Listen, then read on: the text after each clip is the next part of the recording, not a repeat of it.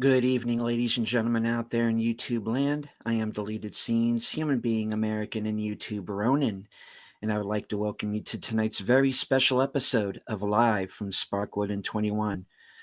This series chronicles the cult classic television series Twin Peaks, created by the late legendary David Lynch, along with Mark Frost. Joining me on this odyssey are Superfans Last Call with Troy Pichelli. Hello, hello. Howdy. Netters Network. Good evening. And Flappy Apologist, Aged Boomer. Flappy lives. So does Elvis. Okay, people have seen him. That's all I'm saying. Even though reportedly that he died, I'm just saying. Anyway, I do want to say a quick hello to those of us joining us tonight on X. I can't see you, but I know that you're there. I do want to say hello to our folks in the chat. The creator of the 10-Word Review, the host of Films with Friends, which I will be appearing this Friday night at 8. Big Al Presents. Channel member JPRPH1. The tired midnight blogger himself, the voice of Northern Oklahoma, Curtis Selby. Scrolling down, I don't want to miss anyone. Daniel Berry Sports Highlights. Yo. MB Man 2009. Good to see you, sir. Justice for Flappy, indeed. Mm-hmm. All right. Do want to thank Netter for renewing her membership. And we also have Jeff B as a new member on one of our channels. So I can't see which one right at the moment. So I know he joined mine, but he might have B. joined yours too. I don't know. Okay. Let's see. I could take a quick look and tell you. You should be able to see him on. Oh, I guess I got to go to live chat, right? Yeah, we're a first class operation here. We're still learning. I'm actually not seeing it on any, so it's probably from. I know I just added him to my list. Yeah, so. Because this happened when somebody else joined mine. It didn't show it on that stream that I was on. It showed it on the very next stream I was on. Yeah, but anyway, you're all appreciated, is what he's trying to say. Yes, indeed. The more the merrier. Exactly. Well, you are in for a treat. Those of you who are new subscribers, I have new subscribers every day. Thank you all very much for joining us here tonight. And you are in for a treat because we have a very special guest on tonight who we have been wanting to have on the show for quite a while now. As you know, for the last 4 weeks, we have been watching the fan film Queen of Hearts, and its writer, director, cinematographer, editor, co-star is joining us tonight. Ladies and gentlemen, from the YouTube channel of Obnoxious and Anonymous, Cameron Cloutier. Hello, how are you? Well, I've been having some fun with technology tonight, but hopefully I'll be able to make it through this entire broadcast because I have really been looking forward to this. And I've actually been wanting to have you on the show since we were watching season 3. But, you gave me the very good advice of waiting until I had finished season 3 and then finished watching your film to have you on. And I am glad you did. And can you hear me all right? I can. Yeah. Okay. As you can see from the ending of Queen of Hearts, there's no way you would have understood that without seeing season 3. True. And even then I still have a question or two. But, okay. And hello to Vel's Video Vault. a new name. Good to see you. Hope you enjoy the show. All right. Well, That I'm just person going. Oh, that person is a staple for my YouTube channel, so that they're coming over here. So. Cool. Indeed.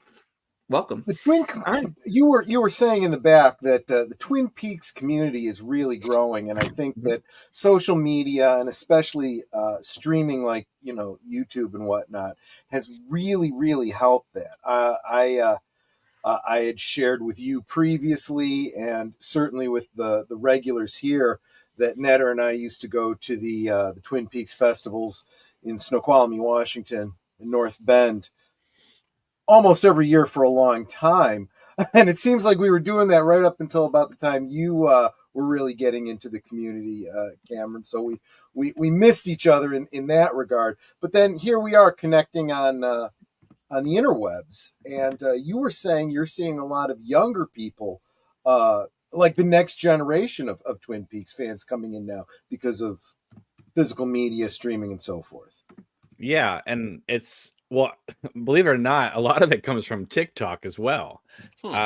People are making these like edits of either Laura or even Albert Rosenfield. Like they make a whole music video edit about Albert, and they're just they are so loving and they're so outrageous, and they're doing things that like I've never seen before happen. This is what happens when like the fans kind of take it over and kind of move it into a new stratosphere. It's just it's exciting to see, because the old guard, which is what I essentially are from. Because I was there when it premiered 35 years ago, on this date.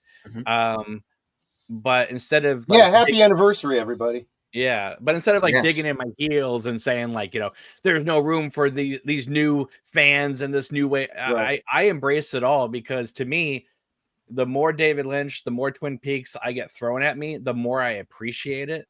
Yeah, and I adore them, and I actually gave them a shout out the other day on Twitter X. I was just like, God bless this next generation, because you guys make it so much fun every day. I go online and I see something new, see something that makes me laugh, see something that makes me genuinely shocked. And it makes me happy, because again, this show is 35 years old. I don't know any other, I don't go online and am shocked every day by a Mr. Belvedere post. You know what I mean? Like Twin Peaks, it's still alive. Even though it's not airing, it's still a living, breathing organism that is constantly moving and shifting and evolving. And every day, like I used to do these videos on my channel called the Twin Peaks Thought of the Day. And I used to get pushback back, when I first started. They're like, well, why don't you, name it something cool, that has something to do with coffee and pie. And I said, because in a way, I wanted it to be more like a diary entry. It's like, not so much like Laura, but like this is what I think about this right now. And 2 years later, I feel completely different, because if you go back and listen to my initial thoughts about season 3, I really liked it, but there was a lot of things I was confused about. But it's been 7 years. And after you talk it out with so many people, and especially once you talk it out with people like, Josh Eisenstadt and John Thorne, right? And all of a sudden you say, well, I don't understand this. And then they bring in a new focus on it. You go, you know what? That actually works.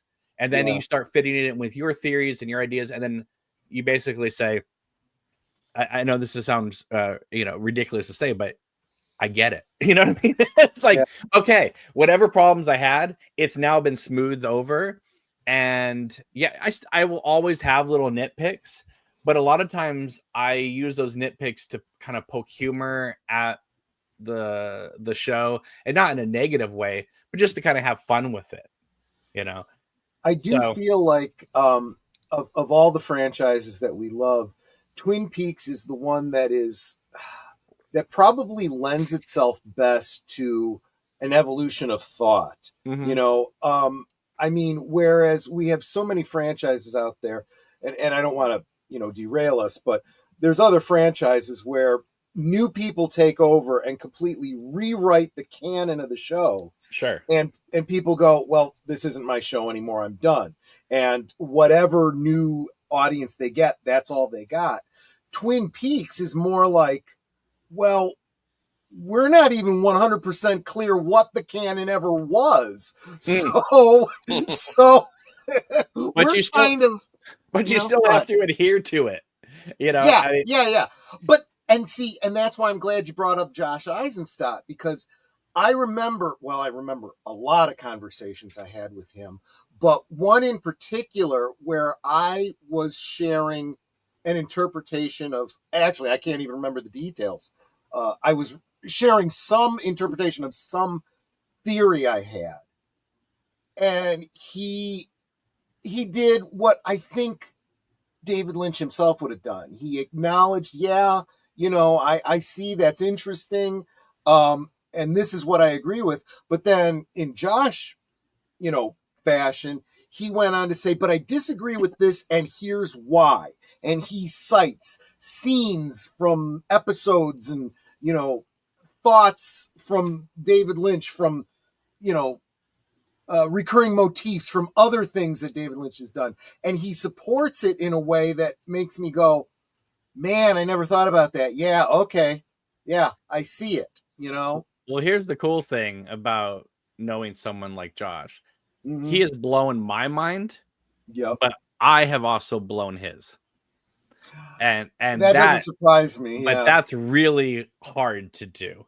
But one thing that he has said to me, since you guys just did season 3, and I think it's a brilliant interpretation. He said, Becky, who is Bobby and Shelley's daughter, cannot be dead. There's an allusion to the fact that maybe she was killed, but that cannot be true. Because if it was true, then Major Briggs would not have told Bobby that he was happy later in life. In that scene in the diner in season 2. That's a good point. Yeah. Good point, yeah. And so there's more story with Becky. There has to be. So, briefly going to play devil's advocate on that and then shoot that out of the water, because I think the natural instinct is to say, well, they say a lot of things, they change their minds, whatever. But I think when it comes to Bobby and Major Briggs, because of the setup that we have with him and Bobby, that played out. So we talked about this as we did our season 3 watch parties. It was all set up when he shares with Bobby his dream in the Double R Diner. Correct. And so I'm sorry, that's like sacrosanct. That's that relationship, that vision, that holds. Anything else could be wibbly wobbly, timey wimey, dreamy weemy, but that is rock solid. Mm-hmm. And it's also the moment when Major Briggs stops being just the stern military father and becomes Major Briggs, the character we love in season 2. Yeah. Because before that in season 1, I like his character, but his character again is just the stern military dad who takes his son to therapy and he's trying to figure this out. And then by season 2, he becomes this mythological figure. Yeah. Which then becomes even more season 3 on. So very much so. And then and even into Queen of Hearts, right? Major Briggs plays a major role in this film as well. So. Yep. Because I am of the mind that Bobby has the greatest character arc out of any character in the series. Without that scene, his entire character arc folds. So to me, that scene is a linchpin. You need that there. Well, also that scene is, they don't really explicitly say this, but it's hinted at. That's the scene that stops Bobby trying to frame James going forward. Like, he doesn't try to put coke in his bike anymore. You know what I mean? Like, that's absolutely true. You see it in the second season, but it's the whole payoff of his arc in the third season. If you came into the third season with only a cursory view of the original series, you're like, how does he go from being this, drug running, barking in the jail cell guy to the cop trying to hold his family together? So it's that scene. It's that scene at the diner. Yeah, there's two moments here. One is when we're first reintroduced to Bobby Briggs in season 3, and the sheriff comes up to him in the hallway, right? And we see that he's now a deputy, and he says, "Have you been, searching the trails?" And Bobby's like, "Yeah." And then he says, "All known trails," and Bobby's like, "Yeah." And it implies that, hey, we know that you used to run drugs. We would appreciate you if you ran the areas that the underground, right? Movement trafficking was. His response seems to imply, yeah, that goes without saying. I kind of always do that. Right. But there's one aspect though in season 3 that they never touch on. And I feel like it's hinted at when he walks in and sees Laura's picture, right? And he starts crying and he says it brings back some memories. Yes. Okay. I'm going to play a little bit of cynic here. Yes. It's like, oh my God, there's Laura Palmer. Oh my God, all these memories coming back. I know where you're going with this. I think there's another part of him that's thinking, oh God, they're going to reopen this case and they're going to find out I shot a deputy. Yep. Now, I wish there was just a little bit more of that, where like he thought that, they could get closer to that, because he killed a cop, right? Yeah, but I was going to say though that I think maybe it's less he's concerned that he's going to be caught so much as he still feels so much guilt about killing a man. And now he didn't know it was a cop, but you're telling me that when they eventually did discover the body, it didn't hit the news that a sheriff's deputy, from another part of the state was found in the woods dead. Mm-hmm.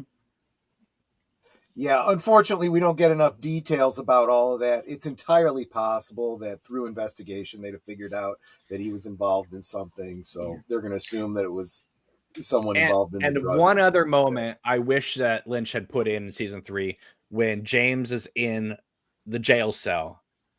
I really wish there had been a moment where Bobby and James gave each other a look, like here we are in the jail cell. Yeah, you're right. That would have been good. Exactly. Because remember, the pilot ended with them both in jail barking at each other. That's true. That is true. That was so weird. I don't want to step on what I suspect you're probably thinking, Deleted, but I suspect you probably are. One of the things that Deleted Scenes had said through our watch of season 3 was, and actually, Boomer, I think you agreed, there's a lot of new characters introduced, and some of the plots either don't seem to go anywhere, or there isn't enough of them for us to imply, for us to really latch on to them.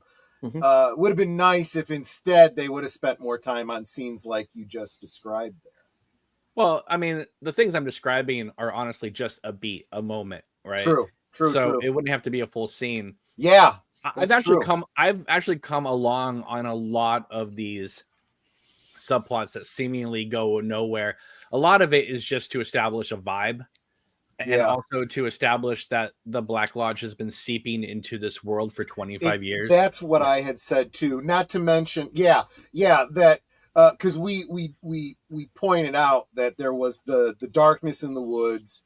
It was impacting Twin Peaks. Now it's branching out, and it's like it's engulfing the whole world in different aspects. Right. Now, what's interesting too is there's a lot of things implied, but again, they never, ever say it, right? Like, for instance, it's said that Mr. C, the doppelganger, came back from, I believe it was Argentina, right? Right. And he's got so much money. But but the things what did he do in the hospital before he left? He attacked Audrey, right? Who did Audrey have a brief love affair with? what's his name? Billy Zane character. Yeah, John Justice Wheeler, right? Wheeler, who at the end of season 2 goes to Argentina. Yes. So it's like, and he was rich. So did Mr. C attack Audrey, go to Argentina, take out John Justice Wheeler, and take his money? Yeah. Right? Or take over his business, or there's all kinds of stuff that could be happening. And that because Audrey is now in this other universe in season 3, like this kind of parallel mirror universe, is that why she's screaming about Billy? Is she talking about Billy Zane? Oh, interesting. I never even made that connection. That's a good point. It's a little bit meta, but yeah, I get that. But she's in a meta world, though. Yes. That makes perfect sense. Next up is Audrey's dance. She's in a meta world. So is she referring to John Justice Wheeler as Billy? That's an interesting thought. Yeah. I mean, who knows? But it's like that's a trip. If that actually does make for a great pivot to where we were going tonight. Like I was saying, Deleted had often said he wished that we had gotten more, more follow up on some of the characters that we knew. Sure. Deleted, you want to share what you said then when we got to the end of Queen of Hearts? Okay. Now, when we got to the end of Queen of Hearts, I said that was the way I was hoping season 3 itself would end. Yeah. Because I was always of the mind that, and understand that I had not at that point read the final dossier. I waited until after season 3. Okay. Probably best. Indeed. And I always expected Annie Blackburn to be a major part of season 3. Sure. Very much the way that you depicted her in the film. And the actress that you have in your film knocks it out of the park. I think she's fantastic in the film. Oh, yeah. Yep. Let's just give a shout out to Madison Bates. She absolutely. Yeah. I mean, just real quick about her. Annie, the character, was already cast with another actress. And Maddie came on the film to help me produce it, and the other actress wasn't working out, and so Maddie said, well, I don't know, I could play it because she was an actress, but I'd never seen her act in anything, and she always had her hair up in ponytails and that type of thing, and it was like a Superman moment. She went into the bathroom and came out wearing the Annie dress with her hair down, and I was like, oh my God, I didn't know you could look like this, I would have just cast you right from the start. Anyway, and then she just, without mimicking, she speaks exactly like Heather Graham. Yeah. So it just, all of a sudden, she just became Annie. And in a funny way, she's Annie in Queen of Hearts, almost as much, maybe more screen time than Heather Graham is in the entire series. Yeah. Good point. So, but she crushed it, and she's incredible. Absolutely. And I really hope she comes back for the sequel. So, but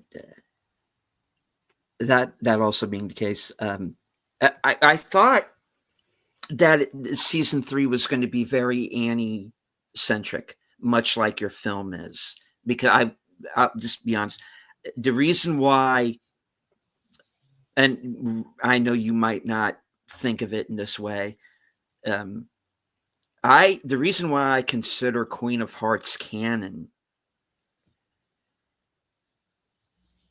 is that it fits in so well with season 3. It to me, it filled in all the blanks. It answered. It was a missing piece.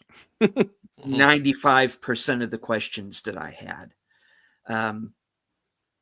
Because some people write books, some people write essays about Twin Peaks. My feeling was, I want to make Queen of Hearts, and this will be my statement. Right? Yeah, go ahead. I'll walk you through how I approach the material after you're done. Okay, because throughout from sort of like the end of season 2 throughout season 3 and through Queen of Hearts, I refer to Annie as a Time Lord. Because I figured, okay, the only way, and this also works in Fire Walk with Me, the only way to me that scene worked with her and Laura is if she physically went back in time and that actually happened. That's the only way it makes sense. Yeah, some people think that when she's talking to the nurse that she's doing a mind teleportation. But if you watch the scene in The Missing Pieces, when she talks to the nurse, she actually flips the names. So it can't be that. And that's why in Queen of Hearts, when we go back to the nurse, it's the same scene, but she again flips the names from Laura and Cooper, from Cooper to Laura, So. Yeah. So you essentially with Queen of Hearts made the season 3 that I was expecting. And again, everybody, please do not get me wrong. I'm not saying that means that I didn't like season 3. There's a lot in season 3 to like. I like everything that goes on with Bobby and where he winds up. I liked all the Dougie stuff. I like that they let Kyle MacLachlan be the villain for Doppelcooper. I mean, the guy, he kills his own son. Yeah. Holy crap. Right. He deserved it, though. Yeah. Yeah. But his son was worse than Frank Booth. So yeah, true. But the thing that threw me, and I did get it, that it did feel like the Black Lodge was seeping into the quote unquote the real world of Twin Peaks. You definitely get that feeling.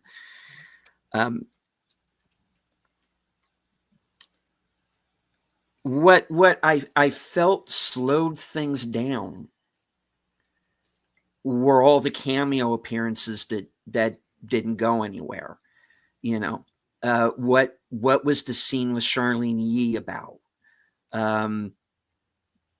That scene in particular, believe it or not, it syncs up exactly with Cooper stabbing the electrical plug with the fork. If you put those two scenes on top of each other, and there is a YouTube compilation of that, you will see that when he sticks the fork in the plug, that's when she screams. It's two parallel timelines going concurrently. So, but you're not going to get that from a first time viewing. Yeah. No, I missed that entirely. I mean, there's things that I'm still discovering about season 3 7 years later. So don't, and the more you learn about it, the more you love. Because I mean, with these cameo appearances, quote unquote, you have a lot of these great. You have Richard Chamberlain, and rest in peace, Richard Chamberlain. He's in one scene. He's like, "Hi, I'm Bob Simmons," and he's gone. Because I feel like you're not only just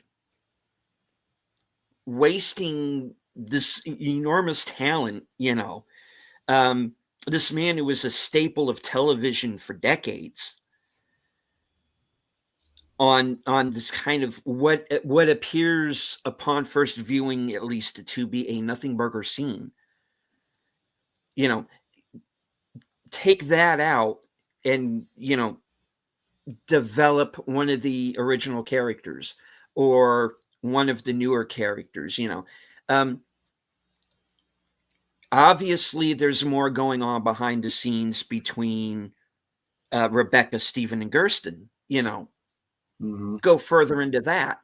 We have once again this whole a drug running situation that's still going on, with in this case Balthazar Getty apparently at the head of it, or the now fourth Renault brother that we get.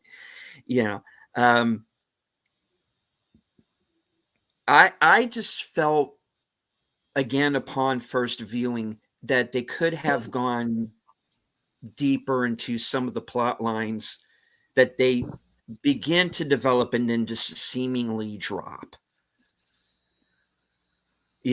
but but who knows? Maybe I'm missing something. I understand what you're saying entirely, because I felt that way back when it first came out about some of the stuff. But if you just sit on it and think about it, it doesn't mean that like everything it did was perfect, and and you just don't understand. It's just like, but there is a method to the madness that they did. And of course, I would love to have seen other characters from the previous seasons in it. I know Piper Laurie told me that she was waiting for the call and she never got the call.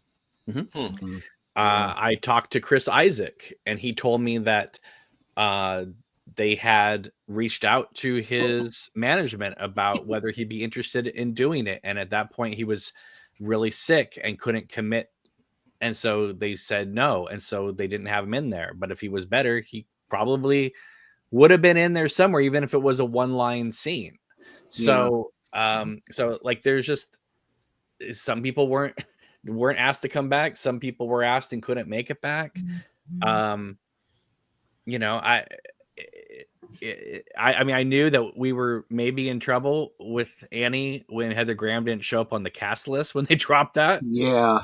But then again, I thought maybe it would be a surprise. But I mean, they had Trent Reznor on the cast list, so I was like, all right, well, they're not going to just keep Heather Graham in the dark here. But this is why Queen of Hearts was made, because the original idea that I had for Queen of Hearts came, I would say, it was late 92, early 93, because Fire Walk With Me had just come out. And I had always liked the Cooper Annie. I thought it was very sweet. I loved the music that always accompanied them. And I love this idea of Wyndham Earl taking her into the lodge and Cooper having to redeem the earlier Caroline situation and save Annie when he couldn't save Caroline. I thought that was really cool. And then when I saw Fire Walk With Me and I saw her in the bed, and I thought, oh my goodness, that is a bold choice, because to have a character that is, I don't know anymore, but she at one time was so religious that she joined a convent, or at least felt the need to join a convent. To have this person who believes, or at one point believes in God, to basically kind of go against the makings of the universe and go back in time to give this message to Laura. How bad does it have to be out there in the world for her to have to do this? Right. And so at the end of Fire Walk With Me, when Laura and Cooper are in the Black Lodge and the angels there, I'm thinking to myself, oh my God, they're trapped in this like hell world, but at least they're safe, because the doppelgangers out there wrecking havoc. Right. So I thought, oh my God, that would be amazing. So for a couple of friends and I were talking once, and this is, again, I was in high school, and this was like late 92, 93. And at that point, we didn't know that Lynch and Frost weren't working together as much anymore. But, we just assumed that they were working together and not working together, like both simultaneously. Anyway, so some friends said to me, hey, if you ever got into a room with Mark Frost and David Lynch and they said, okay, kid, pitch us a story, what would you want to pitch to them?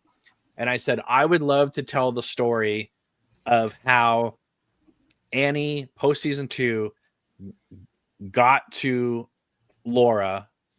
And I would also like to tell the story of Cooper and Wyndham Earl and Caroline, and tell the story. Again, this is late 92, 93. So this reference is going to date it, but I really wanted to kind of do it in sort of a Dead Again, Godfather 2 fashion, where you could go back and forth in time. So much so that like sometimes scenes would bleed into each other, and build it to the point where both women are looking at each other in the Black Lodge wearing the same dress. And that was my concept for it. And I was just, and I always just assumed that when she gave the message, like when she was in the Black Lodge and she finds out that the good Cooper's there, I was going to have Annie run into the drapes and get tangled up, and then she would throw the drape off her, and that would be the comforter coming off Laura. And so she had made it to Laura, and then she would give the message to Laura, and that would kind of be the end of the film.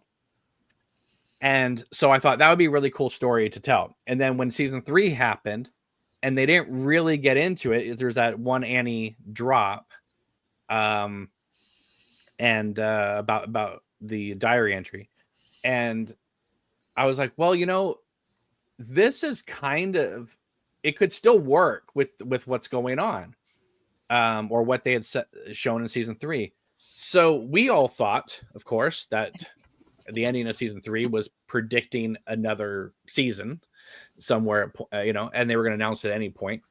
So I thought, wouldn't it be really cool? Because I had just seen, I didn't know people were making Twin Peaks fan films, but I had just seen one, and it was like a 5-minute one, and I thought it was cool. And so I started saying, like, I've had an idea to do something like this for like 20 years, never really thought about ever being able to make it. But if I could do it in sort of this quote unquote fan film way, I would just need to raise a little bit of money, and we could do that. And so people were like saying, oh, you should totally do it. And I said, okay, if you guys really want me to do it, I'll try. And they said, yeah. So we did the crowdfunding, and I thought to myself, because I heard that Mark Frost was going to be coming out with the final dossier, and that Annie was going to be in it. And I thought, oh, great. Well, this is going to just put a whole kibosh on everything, because he's going to touch on stuff that is going to completely not allow me to tell this story. And that's fine, because it's their world and everything. And I thought, but this was going to be such a fun project to do in the interim between a season 3 and a season 4 coming out, right? I thought this would be a way to kind of have the Twin Peaks fans get involved, and we could all kind of make this film and be a lot of fun.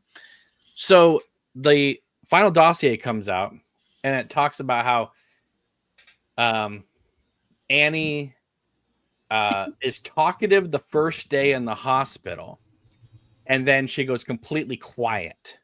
Now, in my story that I had in my head, she was going to be in the hospital and then leave the hospital, obviously. And I thought she'd be there for a few days, whatever like that. But like, it was very clear in the final dossier that she was talkative for one day and then quiet after. So I thought, okay, we'll have her be talked to by Norma, Major Briggs, and the doppelganger all in that first day.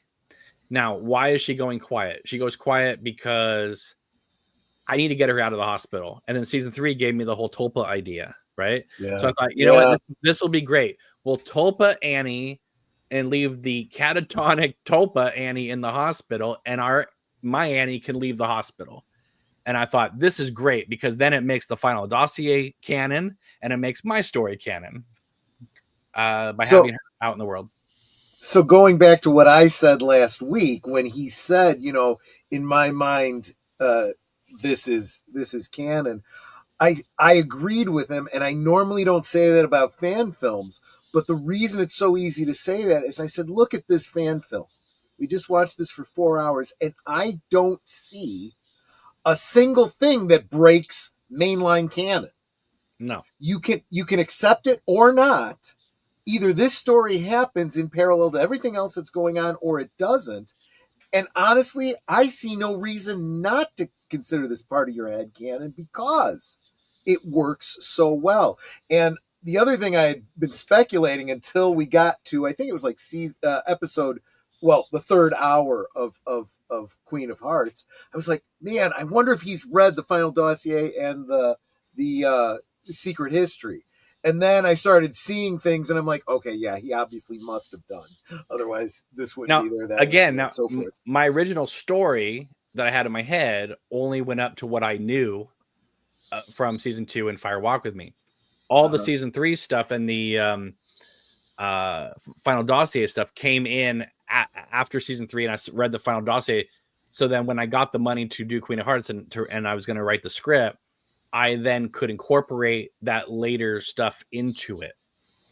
So the story was already set up, but like that last hour, like for instance, like I said, like Annie was supposed to see the good Cooper in the red room and get tangled up in the drapes and throw the drapes off and then be in the bed with Laura. But because the whole Jackrabbit's Palace thing got set up, I then could have her launch out of the red room, which is in the woods anyway, and have her drop right at Jackrabbit's Palace, so we can give a nod to that. Give a nod, and then she's she's digging in the dirt because the whole thing about like you got to have the the pocket full of dirt to come back. But again, there's also that nod to Fire Walk with Me about, hey, there's dirt under this fingernail. She's digging in the dirt. So she goes to the White Lodge, and then it's the White Lodge that's because remember in season 3, you see Laura's house on their screen, right? So there is a direct correlation between the White Lodge and Laura's house. So that's how she gets to Laura's room, is the White Lodge sends her. Yeah. And then so instead of like ending it on this kind of like bittersweet note that she would just give this message to Laura and then that would kind of be the end of it, I thought, well, now I have all the season 3 and Final Dossier stuff, so we can make sure we get the message to Laura. Then we can put her in the hospital. We can do the whole like I'm fine sequence, which I thought would be amazing, because like you talk about in the book 25 years of her doing this, and I thought that would be awesome. Let's just have this like montage of her saying it, and then it stops, and there's like an earthquake, and what the earthquake is that is when Cooper takes Laura by the hand and saves her. So that is the timeline. Which wrenches time, it changes time, and that is why she disappears from the chair, because the timeline is done. And so she goes back to season 2 when she first arrives in Twin Peaks, but she has the knowledge of everything that came before. So when she's talking to Cooper and Wyndham Earle's over there, and she says, "Hey, Wyndham Earle's right over there," right? They can arrest him right at the start. So that means the back half of season 2 doesn't happen, which allows then Gordon, Major Briggs, and Cooper to come up with their plan that they talk about at the end of part 18 about how to go after Judy. Right? That is absolutely brilliant. And then Annie and Cooper have their talk at the gazebo, and she says, "Listen, this has been changed, but you still have to go in there, right?" So she's giving him the message, and she talks about how she was an agent of the White Lodge and that type of thing. And what's so crazy is we filmed the movie, we finally get it made. I'm in editing, and a friend of mine finds a like 1992, I think, interview that Harley Payton gave on some message board on like use.net type of thing. And somebody asked him, "Hey, where were you going to take Annie in season 3? And he says she was going to be working with the White Lodge. That's brilliant. I had never seen that before. So it shows that obviously, like, I was on their wavelength, what they were. You were definitely thinking exactly along the same lines. And I thought that because Major Briggs had been in there too and come out, that it just seemed obvious that they would work together because they were the only two that went in and came out. And I also wanted to then have her reaction to when Major Briggs supposedly died, right? Yeah. And I thought that's kind of a cool, because like, in these hero journey type of stories, you always have to have that mentor figure or supposedly die, right? Whether it be Obi-Wan or Gandalf or whatever. And so you have to have that moment that pushes Annie, who wants to be the reluctant hero. I don't want to do this. Well, now she has to do it, right? And so I feel like, or at least I did when I saw all of that, I was thinking, she is kind of taking over for Major Briggs in the spiritual world, so to speak, very much the same way Tamara Preston takes over for him in the, in quotes, real world as the archivist. Well, if you notice in the Secret History, Annie Blackburn is never mentioned in the Secret History, and Major Briggs is the one, spoilers, who is writing the Secret History. So it seems like Major Briggs has purposely written Annie out of the timeline to confuse the doppelganger or the Black Lodge entities so that Annie can get this message to Laura. That kind of makes a lot of sense. Yeah, absolutely. So having them work together, to me, seemed just obvious. But it's that scene when he goes to talk to her in the hospital is one of those scenes where people have contacted me right after they've watched it. They haven't seen anything else. They watch it and they go, "Oh my God, this is what I think season 3 in 1991 would have been like." Yeah. I have to agree with that. I have been wanting to ask you, and I've kind of alluded to asking you this, well, because I know you were lurking as we were watching last week, but we talked offline too. I was as amazed as I was by the actors who just somehow managed to embody these characters, whether they looked like them or not. They get mannerisms just right. They understood the characters. I could forget that we'd recast, right? But just as great as that was. Oh, go ahead. I was going to say, well, what helps with that is Cooper is younger. Yes. Just in the story. Yes. So he doesn't have to be the fully fledged Agent Cooper because he's under this mentor of Wyndham Earle, and he's going to be falling in love with Caroline, and we're going to deal with that. We're going to see what she's like. And some people are kind of taken aback because of how erratic she is in the film. But if you were married to somebody like Wyndham Earle for a decade, this is what you would be like. I would imagine that's true. You also did something, I don't think you give yourself enough credit for this. The one example I'll bring up is the introduction of Big Ed. Sure. You don't see his face right away. Are you talking about Cooper or Big Ed? Big Ed. Okay. Yeah. He's you hear his voice right first. Sure. And then when you see him, you've already accepted that voice as Big Ed, so you're okay with it. And from then on, he's just Big Ed. Right. And that is too. Yeah, that's actually true. You're right. And the point about that is that's a tool that you know, going back to some of the influence on Twin Peaks, the daytime dramas. You know, they used to recast all the time. You know, and they do things where there was one character who was recast, and they had him in bandages. They had his face all bandaged up. You get used to his face, and then when they take the bandage off, okay, now he looks different, but he's the voice that we've been hearing for, you know, weeks and weeks. So we're okay with it. So it's actually quite brilliant. But that leads me to the other thing that I thought was just mind blowing in its verisimilitude between the actual production and the fan film was, like I said, the costumes, the props, all of those things. I said I haven't gone back to rewatch Fire Walk with Me since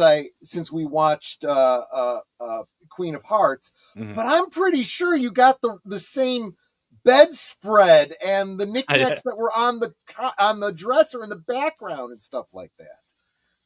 We actually had more that you never see in the film, just the framing, unfortunately.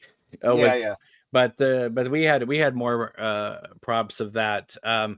Because obviously in the scenes that I created, I could shoot however I wanted or whatever the location dictated sometimes. Right. Because obviously when you're doing a low budget type of film, right, you can't build sets, right? Right. But when it came to something like Fire Walk with Me, for that scene when Annie goes and sees Laura, well, now we're in David Lynch's universe, right? This is a confirmed factual scene, right? And so when we come to that moment, we need to see it the way we remember it, so that it feels like we're now in that moment. But what I wanted to do, because one of my dream shots that I always wanted to do, and it's in there, is to have Annie's point of view of looking around the room, and you see the picture that was on the wall. You see the angel painting, and then the camera pans over and Laura's looking right down at her. Yeah. And I was like, I really wanted to see Annie's point of view at that moment of Laura looking down at her. And you know, the actress that we got to play Laura and later the Carrie Page. I mean, she's perfect. She looks exactly like Sheryl Lee. She really does. I credit it a lot to, you must have gotten the right wig, but she, it's very clear she really has does. Well, the wig helps obviously, but she has the same facial structure. Yes. And so much so that when I showed pictures from the film to Sheryl Lee, she said to me, she said, "This looks exactly like us." Yeah. Said, well, that's kind of the point. Exactly. That was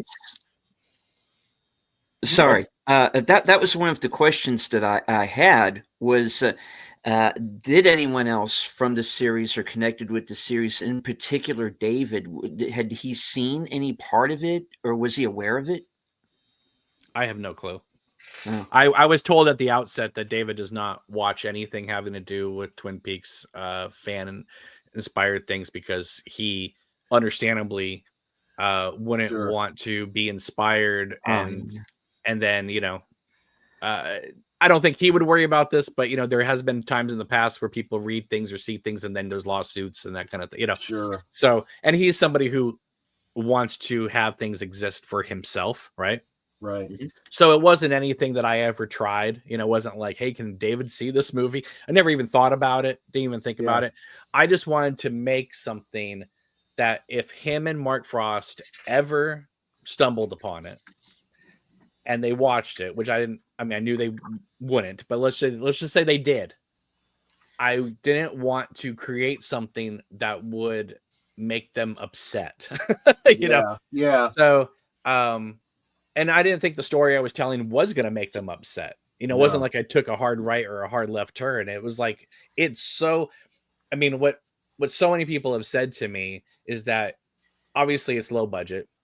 Mm-hmm. Obviously, it's not the same cast members, but it's made with such conviction and so much love that it seems to kind of, if you can make it past that first half hour or hour, and then you kind of get used to the actors, because I think even though I think the first half hour is good with like her and the doppelganger in the hospital and all that, it still takes a while for people to get used to these new actors and these new situations, and it's not David Lynch directing it, and so it seems like a guest director is making this maybe, but if once people get over that first hour and then they get to that second hour, it kind of becomes an obsession for a lot of these people because they go, oh, now I have to see where this, because now they've bought in and they know that I'm not just doing this, to be like, I can make Twin Peaks better than David Lynch.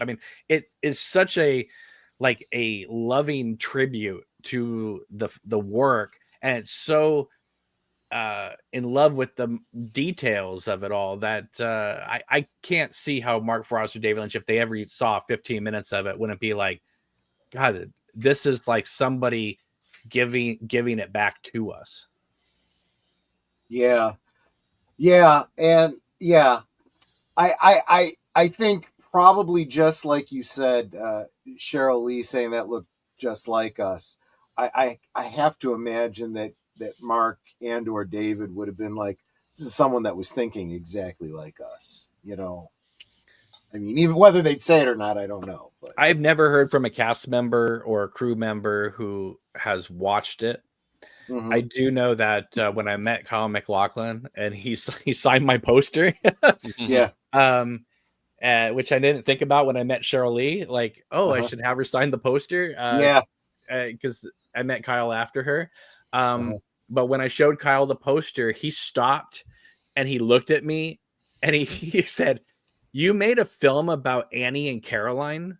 Like, obviously the actresses are not the same people as Heather Graham, but he knew who those characters were. Which is funny, because he always has said that season 2, the back half of season 2, was not his favorite part, right? And there's also a fun. I don't know if this is necessarily a rumor, but at the time he was like, "Hey, let's just get this over with." It's like, he didn't really want to be there at that point. But I told him, I said, I know you're a busy man and you're probably, not going to see this, but if you did, it's very respectful, and I think you would probably really enjoy it. So, but he asked, I said I'm thinking about maybe doing a continuation. He says, you're going to make a sequel? I said, maybe. I don't know. I'd like to. I have a lot of great ideas. I'm going to explore it. And I said, well, I need to get some publicity to get the crowdfunding going. And he goes, well, how about if we take a picture holding this poster? That'll get you some publicity. So he took a picture with me with holding the Queen of Hearts poster, which I just as an original Twin Peaks fan, as my friend Josh said to me, you can't get much higher up the food chain unless it's David and Mark Frost, right? I mean, Kyle MacLachlan holding the posters, right? I mean, yes, Heather Graham holding the poster would be amazing, but Kyle is the face of Twin Peaks. Did you I'm assuming you did. Did you see the interview that she gave in or at least I read a write-up about the interview from 2024 where Heather Graham said she wanted to come back as Annie Blackburn. She wants there to be some resolution for that character. Well, I'm pretty sure Queen of Hearts does that, right? I agree. Which makes me wonder all the more, is she aware of it?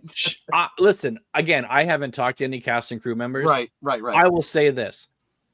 I don't think she runs her own social media account. Okay. Maybe occasionally she posts something, but I don't think she runs her own Twitter account. You're right. That being said, when Queen of Hearts was coming out, or when the crowdfunding was happening, she got tagged, not by me, okay, but by hundreds of people. Occasionally I would tag her on some stuff, but for the most part, it was all these other people who would tag her on stuff. And I failed to believe that her creative management team didn't notice all this Annie Blackburn stuff. Yeah, you're probably right. Coming at them. Now, I will say this. This was never going to happen, but I kind of approached this when I was writing it as like the way James Cameron was writing Aliens, where he didn't know if he was going to have Sigourney Weaver come back or not. Right.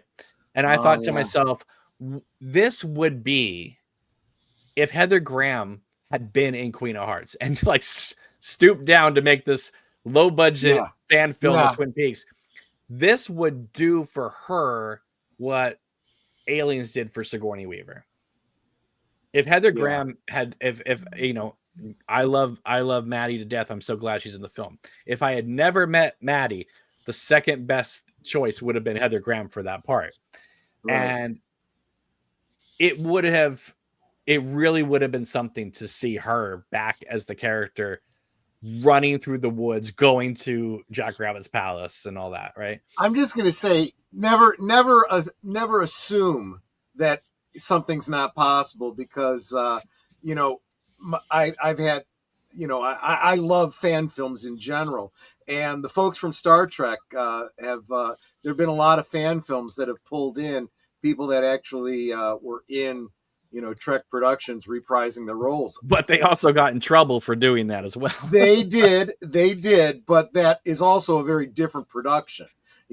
Paramount and CBS has some very serious issues. Well, they had another issue, and because they had raised like the whole Axanar project and all that. I'm not even talking about Axanar. There were other ones. I know, but some of them had raised over $1 million. Oh yeah. So they're at that point, you're now in competition with them, right? And my budget for Queen of Hearts is not even close to that, right? So it's like, as I said to Showtime at one point, anything I do is just going to make people buy your product more. Oh, absolutely. And you guys can create your Pop Funkos of Annie and Caroline, and you can totally take anything I do and just apply it, and God bless you, make your money doing it. But I just wanted to have the freedom to be able to do it, and just kind of, and again, I never got bothered. No one ever complained. And so everyone just left me alone, and they just Right. thought, well, if he does it, he does it. And I feel like I did it. You know, I did it. It's low budget, but Yeah. you can, but at the same time, though, I say low budget because it was. That doesn't mean it's a hindrance against the project, because we got to shoot in a real hospital. I don't know anybody else in the fan film world that can have a whole subplot with Annie in the hospital and literally have access to hallways and rooms and all and gurneys. And so like when so one of the things that I loved about it was, yes, we got this low budget. Yes, we're shooting this entirely on an iPhone. And we shot it in 4K on an iPhone. That being said, I wanted the locations to be like, okay, if we're shooting this crystal clear on an iPhone in 4K, then there can't be any cheats. So the locations have to be very much like you are there. So we can't shoot a hospital like in a garage somewhere. Like we have to be in a hospital. Right. And so, so when Annie's running through the woods, we're in the woods. When she's in the hospital, she's in the hospital. When Cooper and Caroline are hanging out at the house, they're in this big house. Right. And so I really wanted to kind of create a you are there kind of feel that would kind of make people kind of take back and be like, whoa, this is not, I'm not used to Twin Peaks looking like this. But at the same time, if you kind of give yourself over to it, it does reward you as a hardcore Twin Peaks fan. Like, I don't think there's anything in the film that would make you angry, No, absolutely not. So when you're talking budget, you're talking like, so, and I have not had an opportunity to go back and rewatch. I'm going to spend time rewatching the closing credits. And I haven't done that since last week, but I did see flash by the woman's name who worked on the dresses, the Annie and Caroline's dresses. Yeah. So I know you recreated that style dress, but then, like I said, I noticed that the mini recorder that Cooper uses is the same model, and the jacket that Truman. I wasn't even going to say that. I was going to say the closing scene with what's her name? Carrie Page. Carrie Page's character. Yeah, that's the exact same jacket, and I'm like, that's either got to come out of the budget, or you got someone going, oh, I just happen to have that exact jacket. No, we went hunting, and what we would do is, like, for Caroline has like, I think like 18 changes in the film. And so what we would do is we would just know, okay, we're going to be shooting these scenes coming up, and we would get those clothes, and then she would wear them with the tags in, and we'd take the clothes back and get new clothes. Yeah, it's funny you say that. There's a really great, I don't know if you could even call it a fan film. It's a fan trailer for a movie based on Robin from Batman and Robin called Grayson. And the behind the scenes, the guy that did it, there's this scene where Commissioner Gordon is at Wayne Manor in the library, and you can see all the books behind him. He goes, yeah, this scene caused me to have to find out the limits of how many books you could take out of every single library in the tri-state area around me. I'm like, oh my gosh, those are all library books he borrowed, got the shot, and had to take back, And had to keep straight which library he got them from. Yes, exactly. So I totally get what I would do is I would have just gone to like libraries that were selling books by the backpack, and I would just purchase like 8 backpacks worth of books. Exactly. Then he'd be stuck with the books. True. True. You just Goodwill it, I mean, so like when Annie had to do her I'm fine sequence, I had to do different outfit every time. We had 25 outfits, and so I just went to the Goodwills And I think all that cost me, I think $20 to get all those clothes. Yeah. And then I just donated them back to Goodwill. I didn't, Well, and it made perfect sense because I'm watching what she's wearing and I'm like, this looks like the kind of stuff you get from Goodwill, which makes sense given where she is. Right, because Norma would be collecting clothes to bring her. Exactly. I'm like, and so. Yeah. And I did something a little meta there too, where she's wearing like the MTV T-shirt. I caught that, yes, and things like that. And I didn't go so meta where it was like she's wearing a Twin Peaks shirt or something. Right, like that, right. But the idea was, one, because we're jumping decades, I wanted you to be able to I think she's wearing like a Dunder Mifflin shirt at one point, right?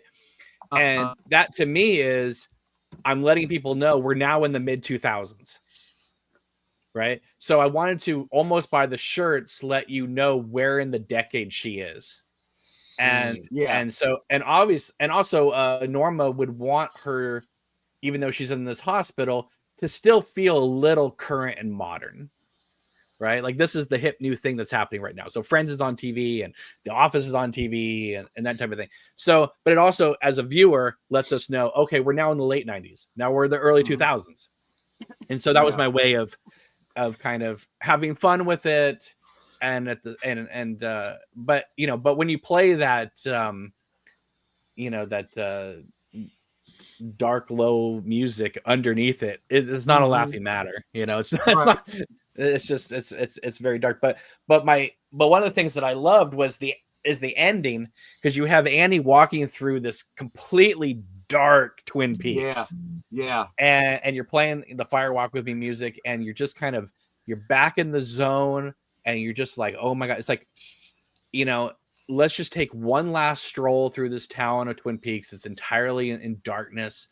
And then she stops in the middle of the street, and then it cuts to her point of view, to Cooper and Carrie Page looking at her. And I'm telling you, fans, when they first saw that, or even were speechless. They couldn't believe what they just saw. Like they had, and I'm thinking to myself, going, well, where did you think Annie was going? Yeah. And I remember Josh said to me, oh, I knew where she was going because she walks past the diner. And she's going, and that's the way they drove to Laura's house. Exactly. Right. So, I actually had a question about that real quick, was because we saw that as, dare we say it, the Avengers Assemble moment, right? that I so wanted to have during season 3. Let me pause you real quick. There was somebody who responded back when they first saw that. You turned them into Marvel characters. And I said no, I didn't. This is just where we're heading, folks. We're heading. This is the natural progression. Yeah, where Freddie, Annie, Cooper, and Laura / Carrie are all a team. They're the part of the White Lodge team. They've all been touched by the White Lodge, so they're gonna work together. And what's so exciting to me is they're all together at the end, so they're unstoppable. Yeah, there's also the element of, I hate to go down this route, but I feel like I almost have no choice when you start talking about Judy and the Black Lodge, and all the stuff you start getting into, especially as you get into secret history and everything. You can't help but draw comparisons to like Lovecraftian elements, right? The whatever. And how do you go up against that without drawing on every resource? And obviously having the firemen on your side is going to be a big help.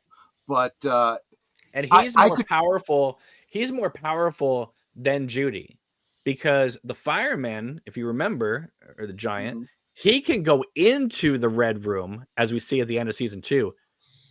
But they can't go into his world.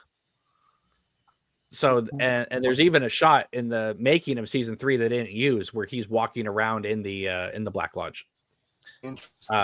So he's infinitely more powerful than them. So he's assembled this team, and they're all together.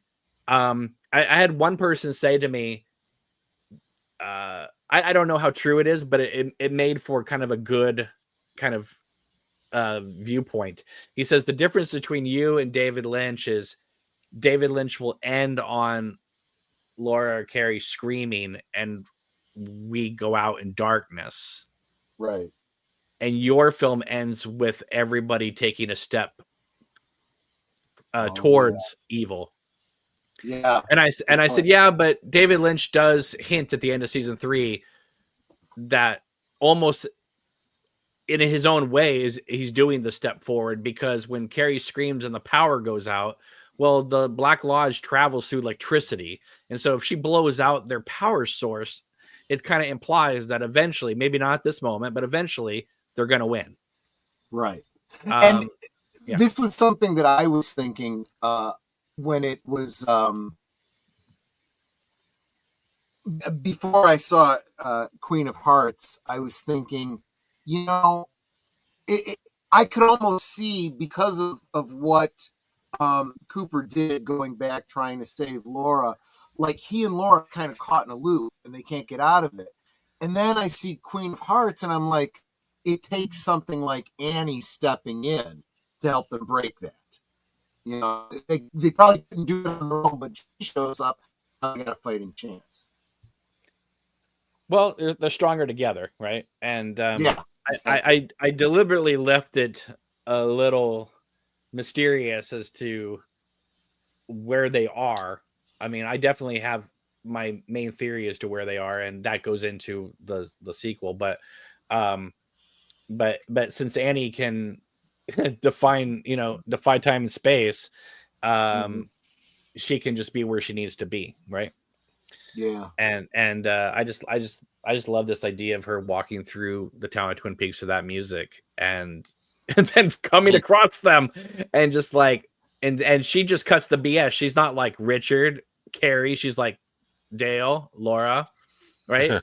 She just cuts through the tape and was just like, yeah, I know you guys are confused as to who you are and what's going on, but this is who you are. And and then when they all turn in unison towards the Palmer house, to me as a Twin Peaks fan, I get chills. But I did have one question about the ending, because all right, we obviously have the woodsman there, and we know they're very much Black Lodge denizens, so I'm clear there. We have the Mrs. Tremond who now owns the house in that timeline. Who is the voice that is speaking at the end? Because it seems like Cooper knew who that was. Freddie. That's Freddie? Yeah. Okay.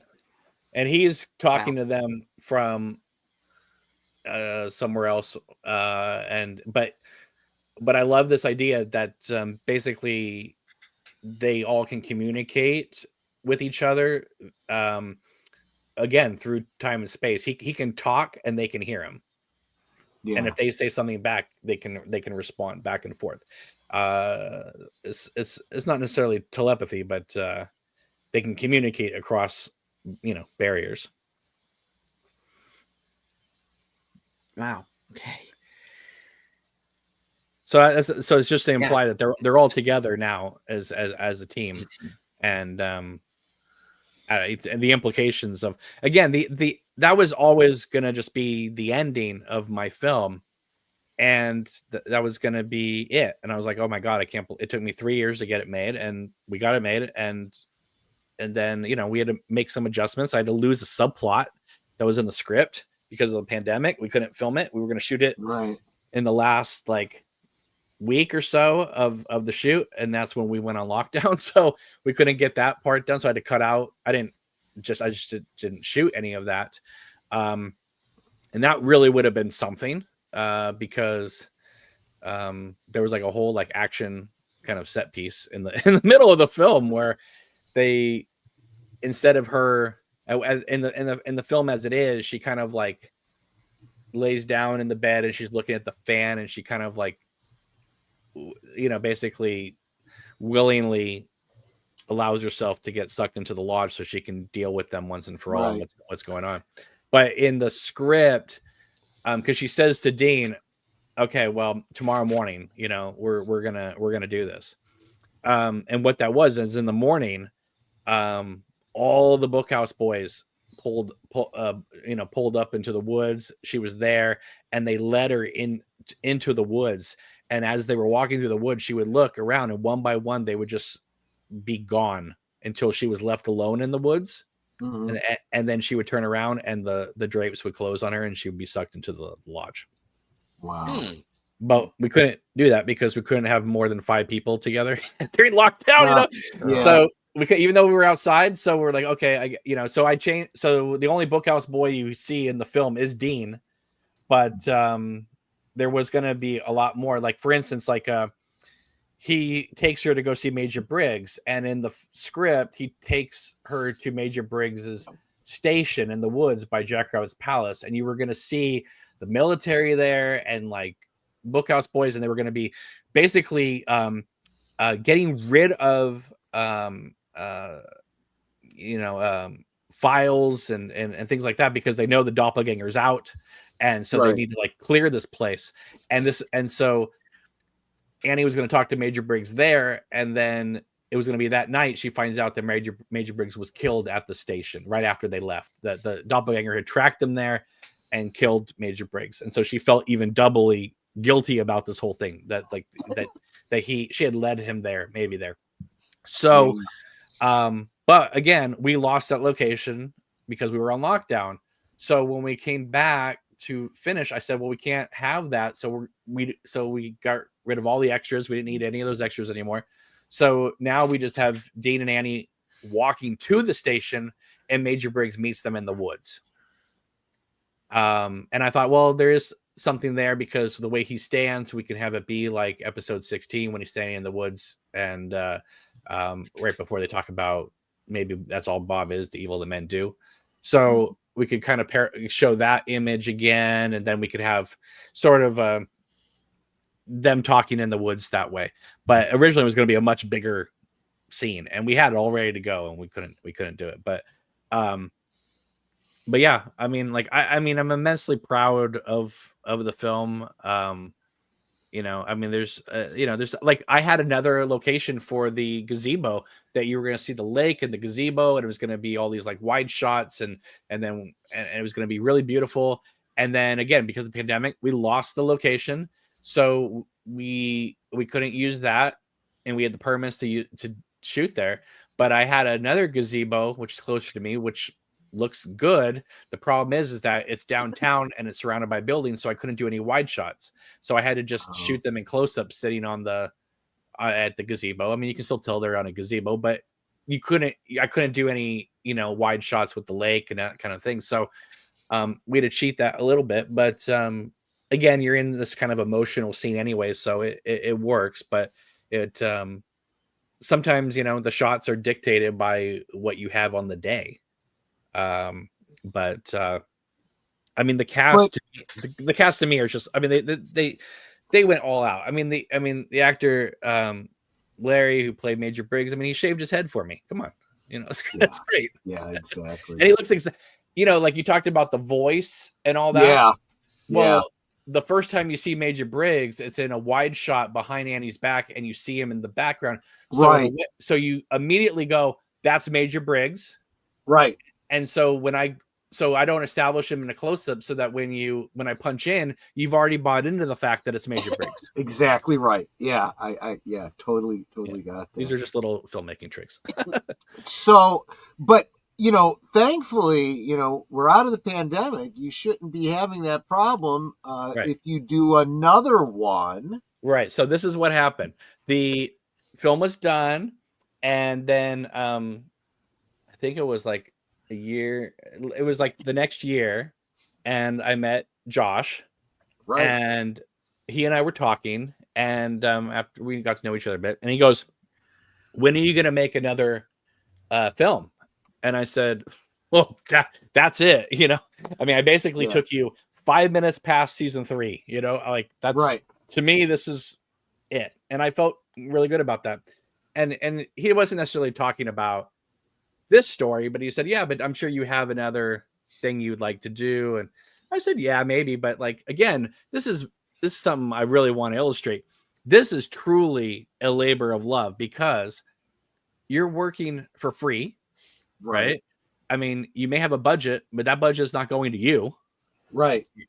So I'm writing, I'm doing the photography, I'm editing, I'm doing the directing. I spend like 2, maybe 3 years of my life working on something that I cannot make a penny on.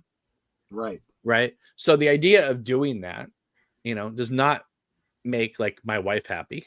Right. Like, she's like, I know you have other original stories you could tell and you can make money on. I said, yes, but sometimes you got to go with what you want to do.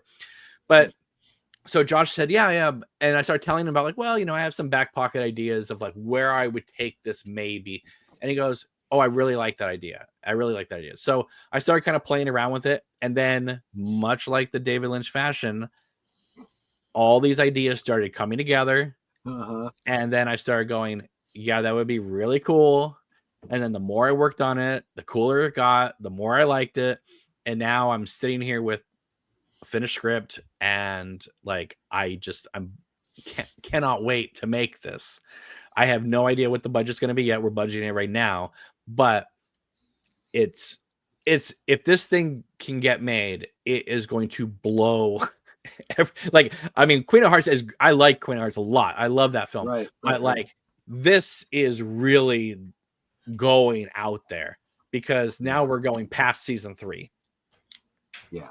Right. We're going into a whole other territory. And what's really cool is that all the characters are together. So, a lot of it is Annie and Cooper, Laura and Freddie all together, almost working in like an Ocean's 11 kind of style team. Which is I've never, that's so much fun to have them all playing off each other. Yeah. And they're all gods. Right. I mean, kind of. They've all been killed and brought back. And that's like, it's kind of exciting. It's something you've never seen before in Twin Peaks, and yet it's ripe for that kind of fan tribute in a way where it's like, it's like only an insane group of people who are fans would even attempt to try to do something like this. Exactly right. But it's I'm really, really excited because it goes into areas that like we've never seen in Twin Peaks, but was hinted at Twin Peaks. Right. It's it goes into One-Eyed Jacks, it goes into Judy, it goes into all this stuff. And but again, it's like it has them all working together. It's we've never seen that. We've never seen Cooper, Laura, Annie, and Freddie all together in a room talking.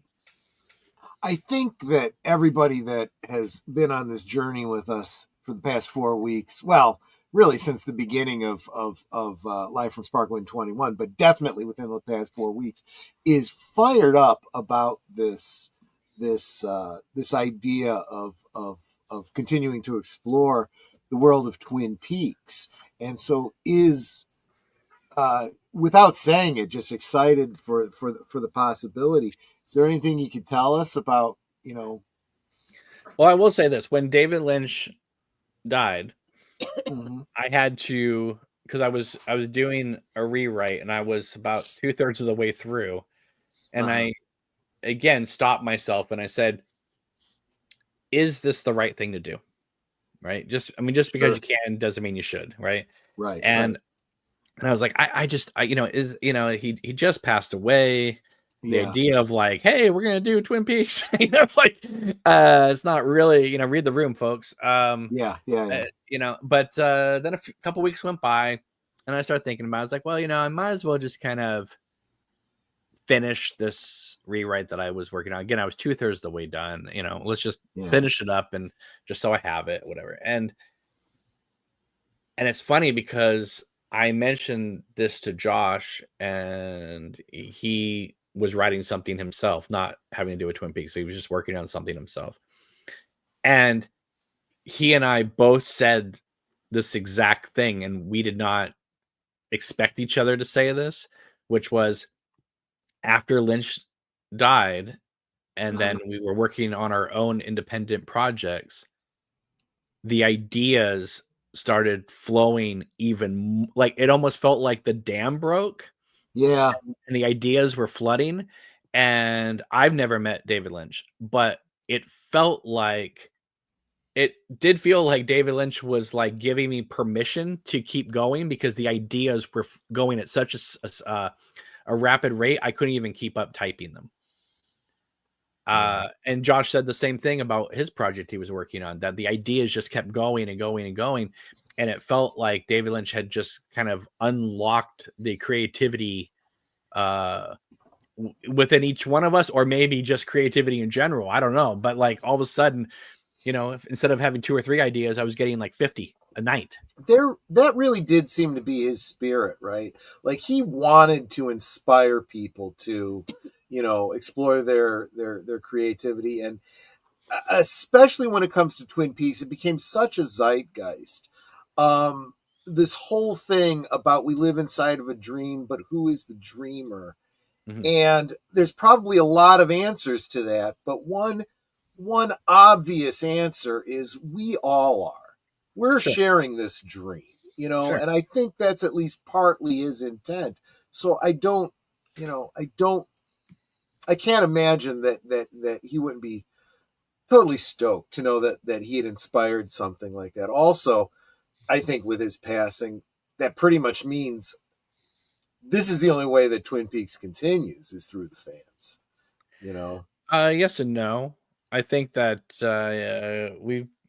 we're old enough to know that eventually things come around again, and there's probably some whippersnapper TV executive that is just chomping at the bits to reboot the thing, and have somebody else come in and do it. And I don't think I'm gonna play cynic here and say I don't think, apart from fan work, okay, I don't think that we have seen the last of Twin Peaks on TV in our lifetime.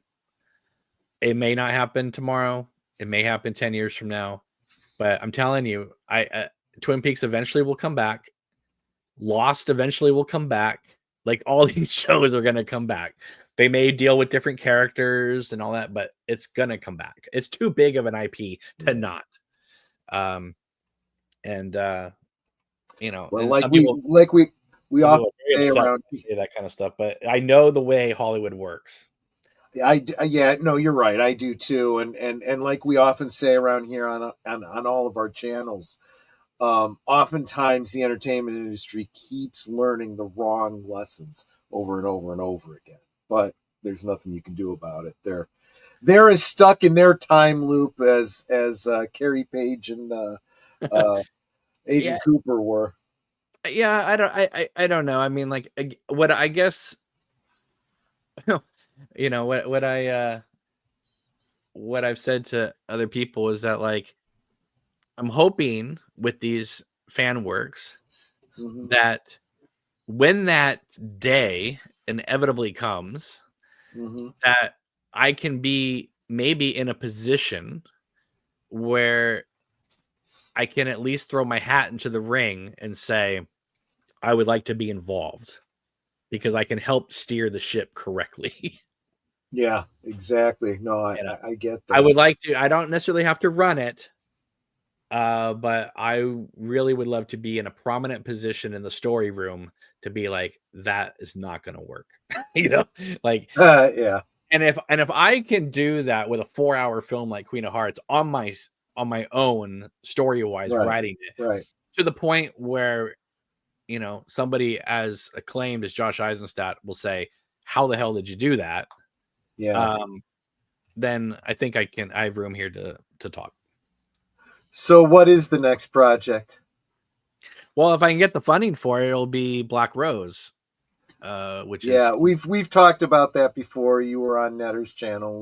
We talked about it, and you want to give everyone a little bit of an update on that? Well, like I said, we tried to do the crowdfunding last year, and Josh was going to do a project about Teresa Banks, and I was going to do Black Rose. And because we had some of the same characters in both of our films, we thought it would be awesome if we could cast the same actors for both of our projects. And because we had some locations that were the same, we could share them as well. So we decided to do the campaign together, and we came up with a budget that would be like ideal for both of us to do it correctly. And there was, I mean, most people were fine with it, but there was some pushback. Obviously, you know, like how dare they ask for so much money? And it's like, are you kidding me? That's like catering money on an Arnold Schwarzenegger movie, you know? I mean, like, yeah, you're right. You're right. And we're talking about 2 huge feature epic films, you know, for that money. But you know, some people were kind of thrown by that. So he's now working on other projects, and I mean, I have other original projects I can do as well, but I thought, you know what, let me try one more time while my original cast still looks the same. And we can, you know, because I can't do this 10 years from now. I mean, I could, but it would be a different cast. While my cast still looks the same and they seem game and interested in returning, let me try one more time. So I did a rewrite. We're budgeting it right now, and we're gonna see if we can do this. I mean, it's going to cost more than Queen of Hearts just because of the nature of it. But at the same time, I mean, to me, I feel like if you know you're in good hands and you know that the people like Queen of Hearts took me 3 years, you know now that like I'm not going to quit until it's done. Right. And so, I don't know, to me, I feel like this would be a very exciting. I mean, a Queen of Hearts was a tribute to the world that Mark Frost and David Lynch created, and this would be too. But now it's also an ode to David Lynch himself, you know, because he's no longer with us. So it's a celebration of both him and Mark Frost, the people as well as their work. And you know, I love the script.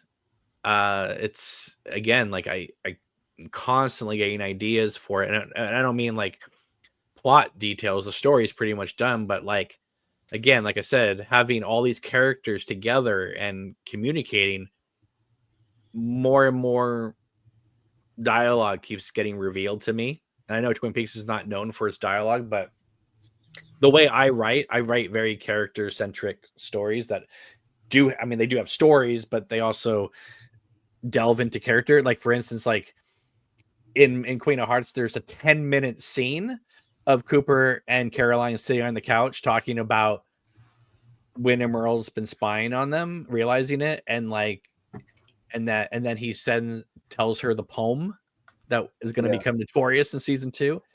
You know, David Lynch, as great of a filmmaker as he is, and maybe, you know, this is something he was, you know, wise enough never to do, but he wouldn't shoot a 10-minute dialogue sequence between Caroline on the couch, you know.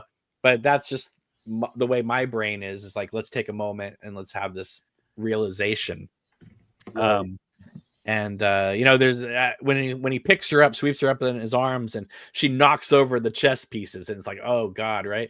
And then she comes down the staircase at night, and she does the "I love you, Cooper" into the dictaphone, which is from the diary. If you are looking carefully, you'll notice all the pieces are still knocked down, but now the king is standing on the board. So it's letting you know that Wyndham's in the house. Brilliant. And and all the stuff with him muttering in the kitchen and stuff like that, that all comes from the diary. There's also when he's holding Caroline in his arms and you get a flash of Bob there. This was the moment where Josh said to me, this is when I knew you were legit. Because Cooper's holding Caroline dead in his arms.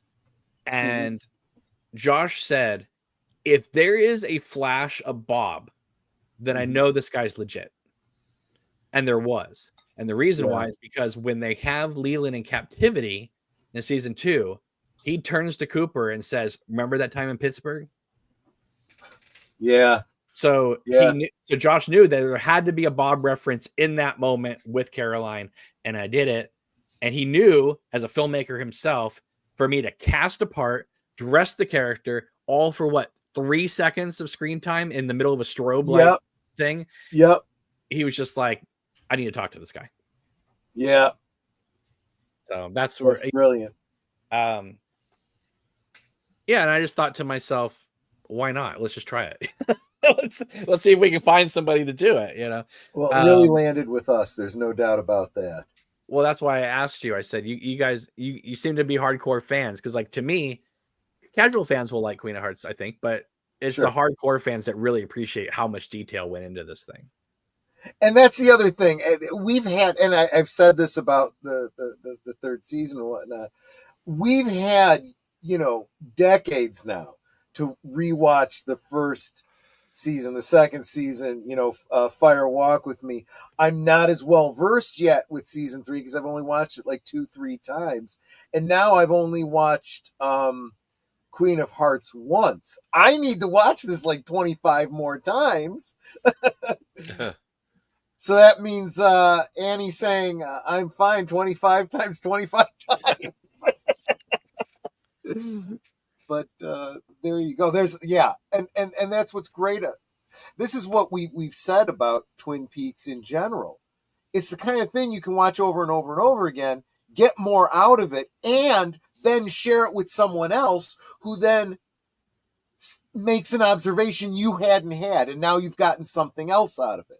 And it leads to more conversation. I mean, where else can you have 3 seasons of a show and now 2 movies, and spend 40 years revisiting it and talking about it? Well, and it also feels timeless, and that's because of the Badalamenti music and all that. But like, what I wanted to do with Queen of Hearts was, okay, in Twin Peaks, we're going to have Twin Peaks music.